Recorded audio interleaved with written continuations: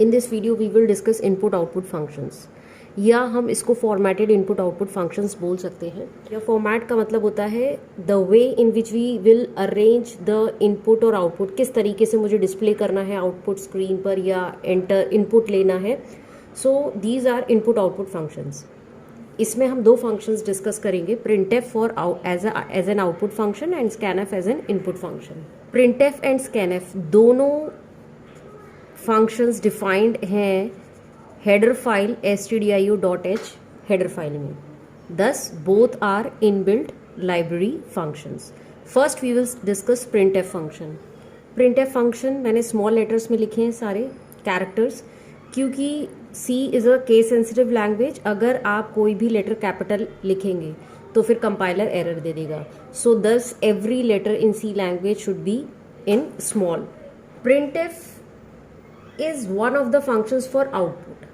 printf function use करते हैं अगर हमें कोई भी टेक्स्ट डिस्प्ले करना है या फिर वेरिएबल्स के अंदर जो वैल्यूज़ हैं उनको डिस्प्ले करना है, तब हम printf फंक्शन यूज़ करेंगे। जो भी स्टेटमेंट्स है it will print to the output screen और कंसोल। अगर हमें टेक्स्ट डिस्प्ले करना है printf फंक्शन के थ्रू, सिर्फ टेक्स्ट, तो उसका सिंटेक्स है printf टेक्स्ट दिस। जो भी स्टेटमेंट पैरेंथेसिस के बीच में होगी वो डिस्प्ले हो जाएगी आउटपुट स्क्रीन पर। पैरेंथेसिस राउंड ब्रैकेट्स को कहते हैं। ये जो दो राउंड ब्रैकेट्स लगाए हैं these are parenthesis, we call them as parenthesis in C language. तो पैरेंथेसिस के बीच में जो भी स्टेटमेंट है that will be displayed on output screen, और उसको हम डबल कोट्स में लिखेंगे। डबल कोट्स में लिखेंगे। अगर आप डबल कोट्स में नहीं लिखेंगे तो एरर आएगी। और then semicolon. Semicolon means compiler will understand this statement has been ended. Like if I want to print welcome to C programming, so I will write printf welcome to C programming, double quotes, parenthesis close, semicolon. So this is the way to display only text on the output screen. तो output में क्या आएगा? output में आएगा welcome to C programming. Suppose this is your output screen, तो output screen में देखिए आप डबल कोट्स नहीं है, सिर्फ ये लिखा हुआ आया है welcome to C programming. Semicolon लगाना ज़रूरी है, पैरेंथेसिस के बीच में लिखेंगे जो भी स्टेटमेंट है, और स्मॉल लेटर्स में होने चाहिए।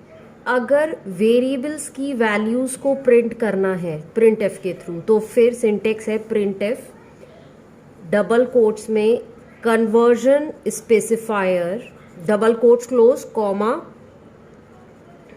Argument list. आर्ग्यूमेंट लिस्ट कहिए या फिर वेरिएबल्स, जो भी वेरिएबल्स की वैल्यूज प्रिंट करनी है वो वेरिएबल्स के names. Parenthesis close semicolon means parenthesis यहाँ स्टार्ट हुआ, पैरेंथेसिस क्लोज हुआ, और कन्वर्जन, जो भी कन्वर्जन स्पेसिफायर्स हैं वो हम डबल कोट्स में देंगे, देन कॉमा, और जो भी वेरिएबल की लिस्ट है जिसकी वैल्यूज हमें प्रिंट करनी है। कन्वर्जन स्पेसिफायर के थ्रू कंपाइलर को ये पता चलता है कि वेरिएबल के अंदर किस टाइप का डेटा है। अलग अलग कन्वर्जन स्पेसिफायर्स होते हैं अलग अलग डेटा टाइप्स के लिए। ये कन्वर्जन स्पेसिफायर्स इनपुट और आउटपुट दोनों फंक्शंस में यूज होते हैं। That is it will be used in printf as well as in scanf। Conversion specifiers specify करते हैं कि जो भी आर्ग्यूमेंट है, ये यहाँ पर आर्ग्यूमेंट है या वेरिएबल नेम है, आर्ग्यूमेंट जो भी लिस्ट होगी उसको किस तरीके से इंटरप्रेट करना है। मीन्स कि एज अ कैरेक्टर लेना है, एज अ स्ट्रिंग लेना है, या इंटीजर लेना है, एट्सेट्रा। फॉर एग्जाम्पल जो बेसिक कन्वर्जन स्पेसिफायर्स हैं वो है %d, %f, %c, %s। कई सारे कन्वर्जन स्पेसिफायर्स होते हैं, बट मैं यहाँ पर बेसिक डिस्कस कर रही हूँ which will be used in our programs. Here %d is for integer, %f is for float numbers, %c is for character, single character, %s is for string. जब भी हमें किसी भी वेरिएबल के अंदर अगर इंटीजर वैल्यू स्टोर करवानी है या इंटीजर वैल्यू प्रिंट करवानी है तो उसके लिए हम %d कन्वर्जन स्पेसिफायर यूज़ करेंगे। अगर वेरिएबल के अंदर फ्लोट नंबर स्टोर करना है या डिस्प्ले करना है, for that %f will be used. Character के लिए %c और स्ट्रिंग के लिए %s। कई सारे कन्वर्जन स्पेसिफायर्स होते हैं। लॉन्ग इंटीजर के लिए %l होता है, %lf होता है, एट्सेट्रा। हेक्साडेसिमल नंबर्स के लिए भी कन्वर्जन स्पेसिफायर्स हैं, ऑक्टल नंबर्स के लिए भी हैं. So there are many conversion specifiers, लेकिन जनरली हम प्रोग्राम में ये यूज़ करेंगे. अभी आगे जैसे जैसे नए नए कोई भी प्रिंट करना है अगर हेक्साडेसिमल नंबर, तो उसके अकॉर्डिंग तभी I will discuss. For example, कोई एक ए वेरिएबल है इंटीजर टाइप का, उसकी वैल्यू अगर मुझे प्रिंट करनी है इंटीजर वेरिएबल ए की, तो उसके लिए मैं लिखूंगी अकॉर्डिंग टू सिंटेक्स. सबसे पहले लिखेंगे print f, then open parenthesis, double quotes के अंदर कन्वर्जन स्पेसिफायर. तो which type of variable? It is integer. So for integer we will write %d, double quotes close, comma.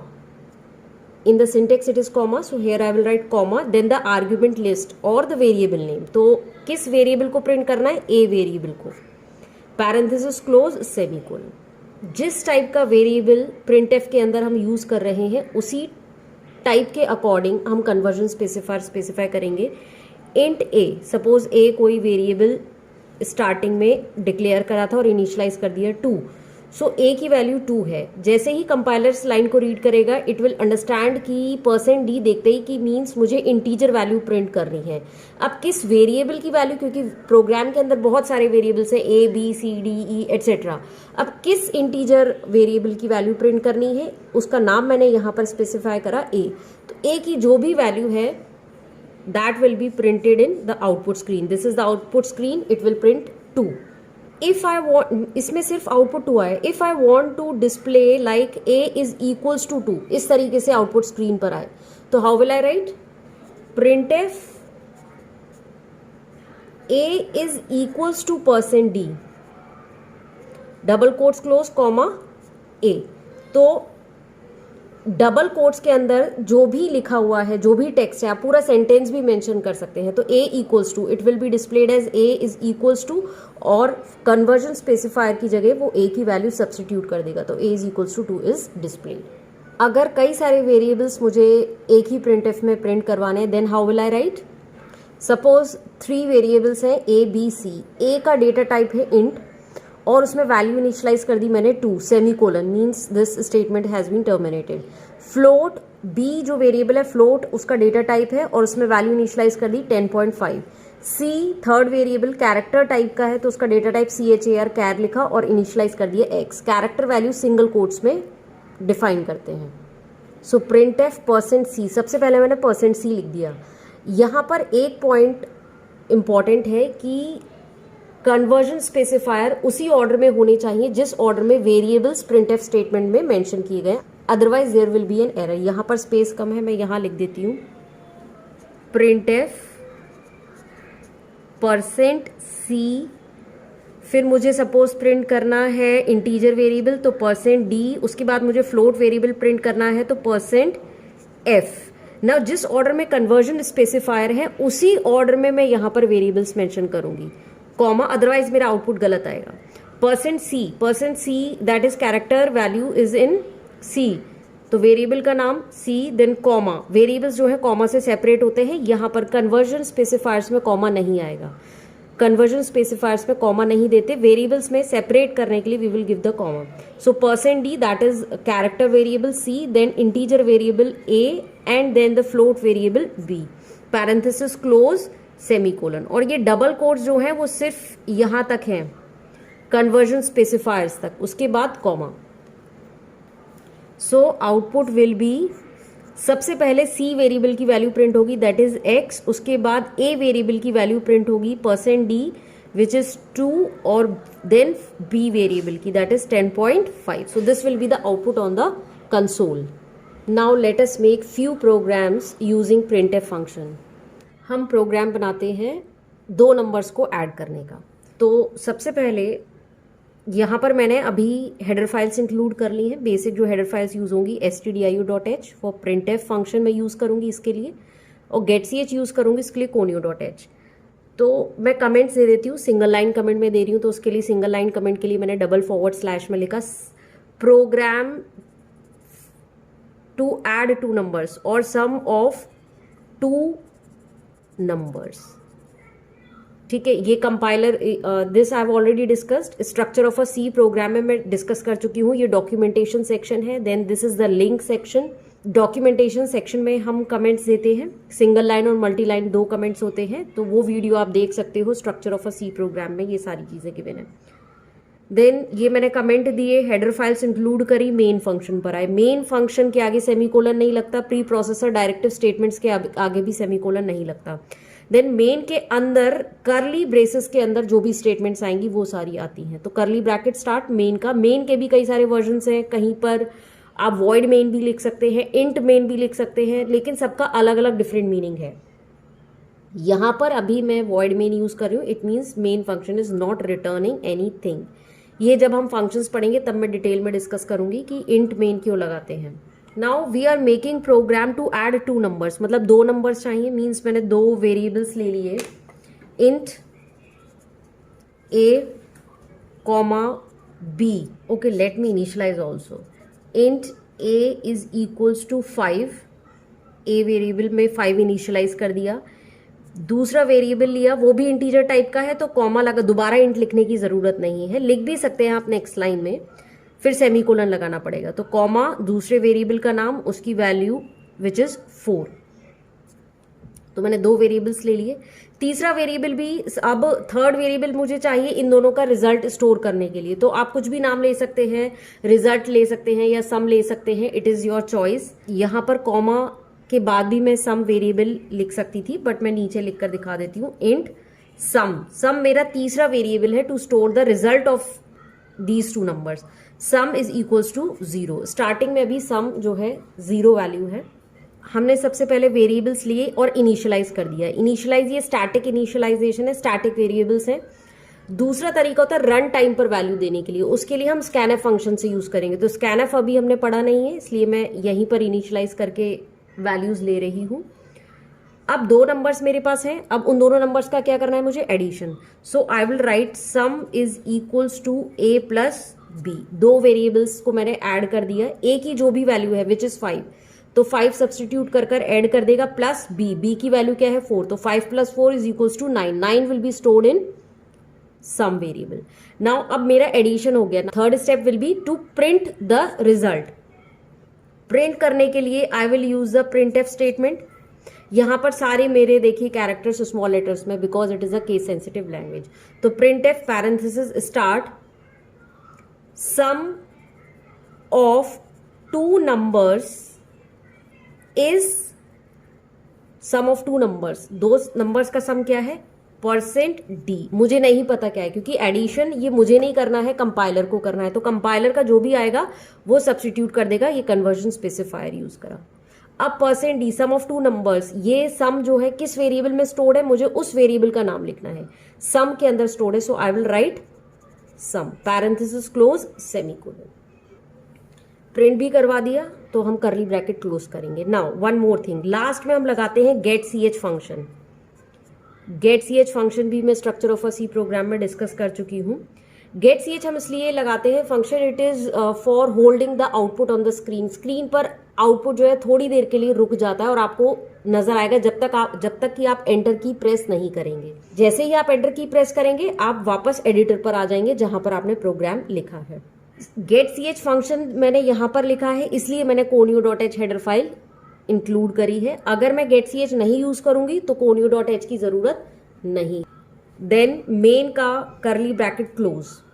अब जैसे ही आप प्रोग्राम को रन करेंगे, सबसे पहले कंपाइलर मेन के पास जाएगा, एक एक करके स्टेटमेंट्स रीड करेगा और आउटपुट आएगा, सम ऑफ 2 नंबर्स इज 9।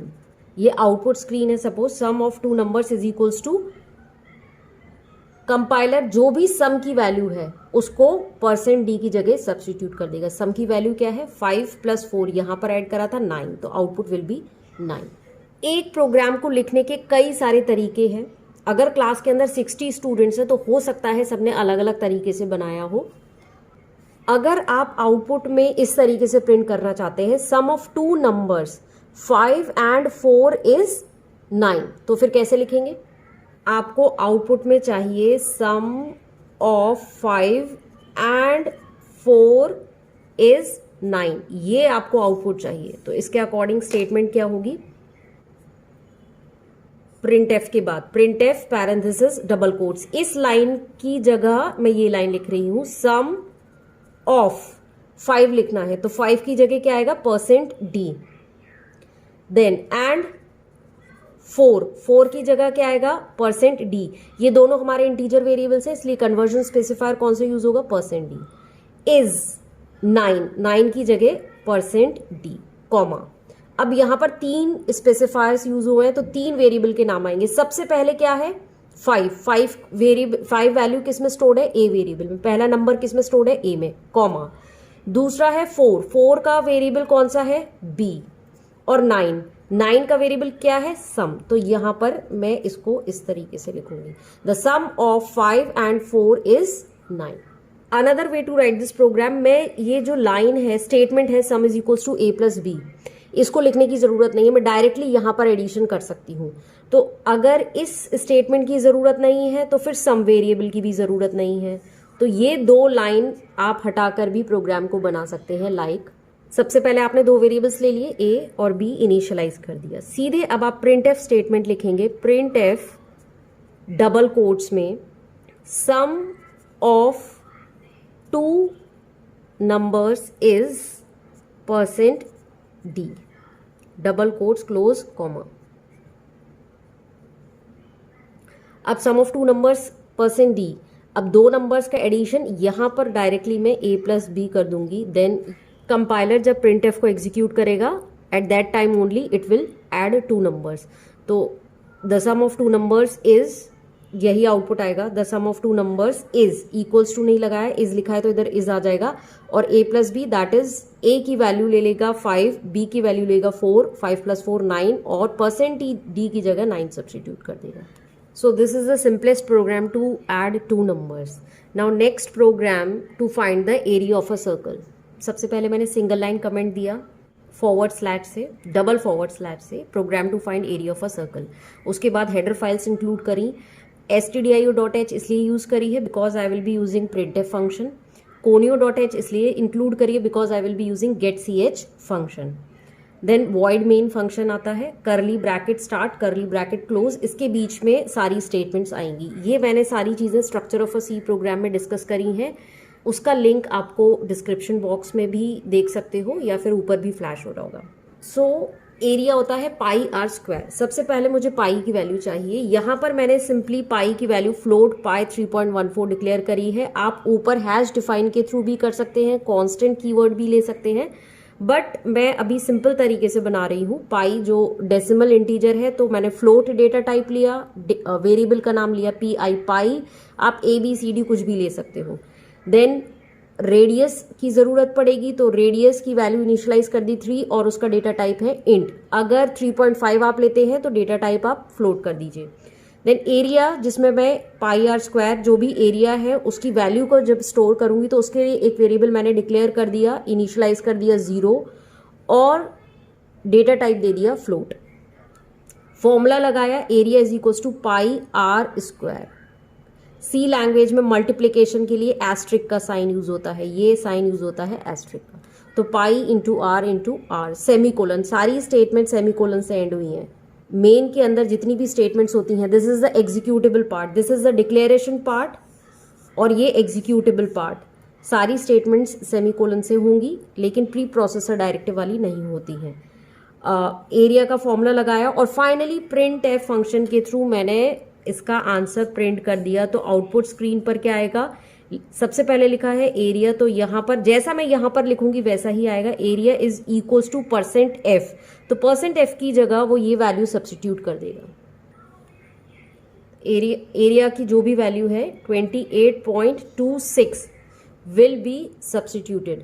getch से you will be able to see the output. It will hold the output screen, curly bracket close, program over. Next video में मैं स्कैनफ फंक्शंस के थ्रू यही 2 programmes बनाकर दिखाऊंगी। यहाँ पर मैंने वैल्यूज इनिशियलाइज करी हैं जब मैं प्रोग्राम बना रही हूँ, लेकिन जब हम स्कैनफ यूज करेंगे तो इनिशियलाइज नहीं करेंगे, स्कैनफ फंक्शन के थ्रू रन टाइम पर वैल्यूज को इनपुट करवाएंगे।